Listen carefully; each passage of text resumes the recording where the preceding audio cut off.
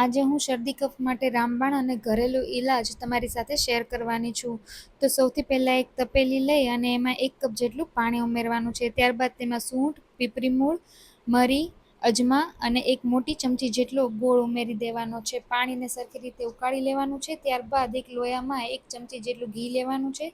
ત્યારબાદ તેમાં 1.5 ચમચી જેટલો બાજરાનો લોટ ઉમેરવાનો છે. લોટને આપણે ગેસની ફ્લેમ ધીમી રાખી અને સાતળવાનો છે. લોટનો કલર ચેન્જ થાય ત્યાં સુધી આપણે લોટને સાતળવાનો છે. તમે જોઈ શકો છો કે અહીંયા લોટનો કલર બદામી થઈ ગયો છે. પાણી પણ આપણું ઉકળી ગયું છે. તો હવે આ પાણીને આપણે ગાળી અને લોટની અંદર ઉમેરી દેવાનું છે. ગેસની ફ્લેમ છે એ આપણે સ્લો જ રાખવાની છે.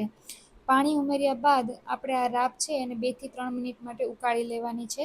તમારે રાબ જેટલી થીક રાખવી હોય એટલું પાણી અહીંયા એડ કરવાનું છે.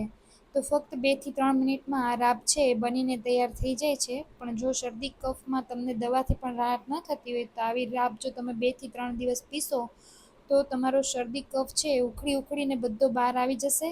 સાથે સાથે જો તમને અત્યારે આ સિઝનમાં સુસ્તી ફીલ થતી હોય તો એકદમ સ્ફૂર્તિ લાગશે અને તમારા શરીરમાં એકદમ હળવાશ લાગશે. તો આ રેસીપી છે એ અચૂકથી ટ્રાય કરવા જેવી છે. 2 કે 3 દિવસમાં તમને તમારી શરદી કફમાં એકદમ ફેર લાગવા માંડશે. હજુ સુધી મારી ચેનલને સબસ્ક્રાઈબ ન કરી હોય તો જરૂરથી કરી લેજો. સાથે સાથે આ રેસીપી છે એ તમારા ફ્રેન્ડ્સ અને ફેમિલી સાથે પણ શેર કરી દેજો અને એવા છોકરાઓને પણ શેર કરજો કે જે હોસ્ટેલમાં રહે છે તો એ પણ જાતે આ રેસીપી બનાવશે તો એને દવા લેવાની બિલકુલ પણ જરૂર નહીં પડે.